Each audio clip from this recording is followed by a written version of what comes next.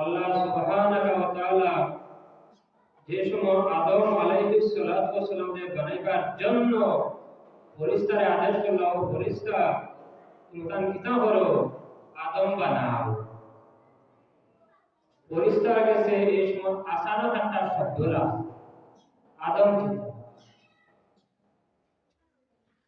যদি আপনারা সামনে যদি গরু হয়, যেমন গরু আমরা কেউ চিনি না, তারপর মানুষের কিন্তু জন্য গরুকে হদাইয়া বলছেন আপনার কাছে আমার কাছে আসানো পোকা লাগবে না, গরু আর গরু মাতলা নাই। ফেরেশতা ফরমায় রব্বুল আলামিন হে আল্লাহ আদম বানাইতা, আদম আল্লাহ ফরমায় ও ফেরেশতা তোমরা উপরে নজর করো, অর্থাৎ আরশ আযমের দিকে তুমি নজর করো। ফেরেশতা যে সময় আরশ আযমের মধ্যে নজর করতে ওরা ফিরে দেখেন হযরত আদম আলাইহিস সালাতু ওয়াস সালামের সুরত কিভাবে হইতো আল্লাহ সুবহানাহু ওয়া তাআলা আরশ আযমের মধ্যে লেখিয়া রাখিয়েছেন। সুবহানাল্লাহ,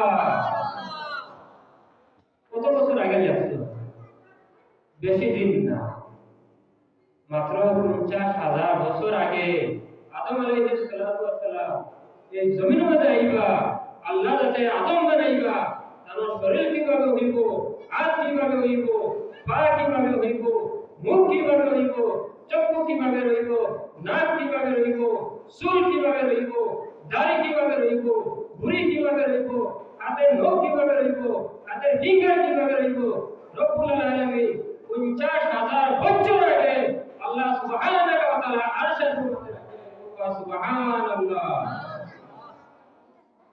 অন্য কোন জীব জন্তুর সূরাতুল আরশের মধ্যে রাখছেন, আপনারা মার বুঝছেন।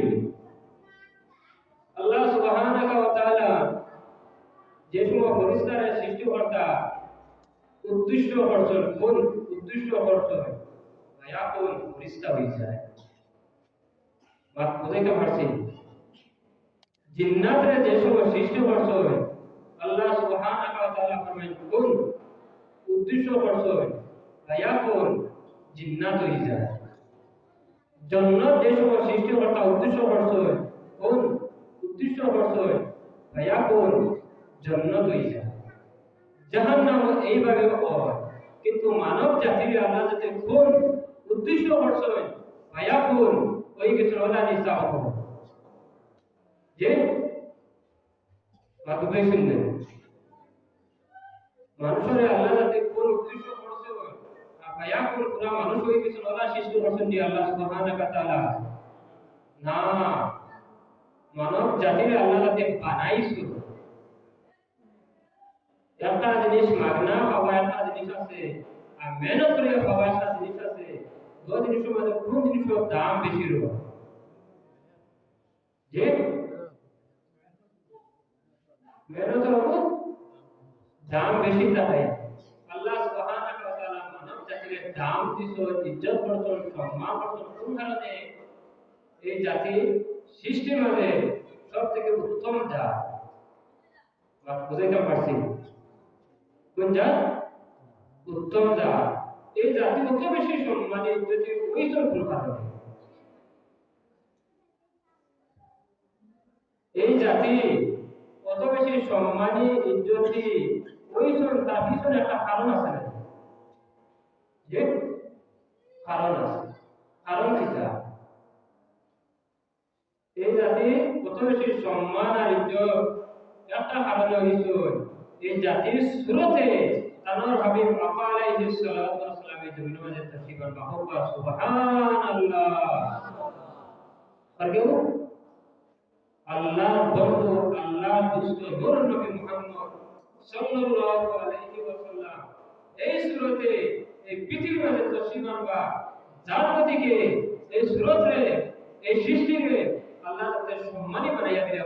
সুবহানাল্লাহ। আমার বুজুর্গ আল্লাহ রাসূল সাল্লাল্লাহু আলাইহি ওয়াসাল্লামের সূরতে আওয়ার কারণে আমরা সম্মানিত হইছি,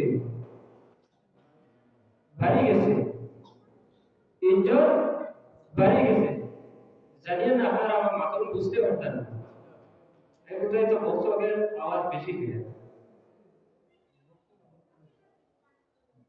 যে আল্লাহ সুবহানাহু ওয়া তাআলা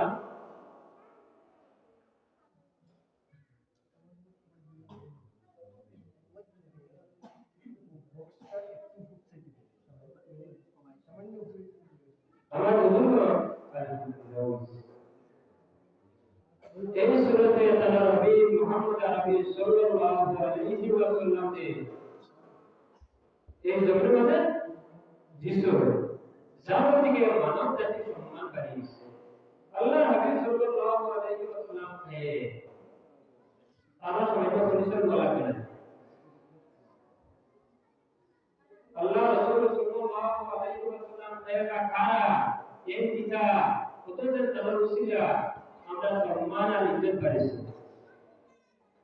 আমার বুজুর্গ সাত আসমান সাত জমিন জান্নাত জাহান্নাম আলো যা সৃষ্টি আছে সব সৃষ্টি 1000 বছর আগে আল্লাহ সুবহানাহু ওয়া তাআলা তার নবী মুহাম্মদ আরবি সাল্লাল্লাহু আলাইহি ওয়াসাল্লাম ফরমায় ইয়াসিন কত বছর আগে 1000 বছর আগে আর কোনো সৃষ্টি হইছে না ইয়াসিন আল্লাহ রাসূল সাল্লাল্লাহু আলাইহি ওয়াসাল্লাম 10টা সূরার নাম আছে 10টা নাম দিতে একটা নাম হলো ইয়াসিন আমার হুজুর মায়াদারি না যখন আমরা মা করিতে যে সময় তারা জাদুকে ফুলালো আর আমার সা আমার মনা আমার নয়নদি আমার ঘর কইনা না সাবো ওই জাদুনি নামটা নয়নদি সানদে সুতনি দন্নে না তো জাদুনি ওই সব কি তার লাগি মায়া এটা হচ্ছে মায়া হইতো আল্লাহ সুবহানাহু ওয়া তাআলা আল্লাহ নবী বলেন মায়া দ্বারা জাতি আমাদের দিলা ইয়াসিন কত বছর আগে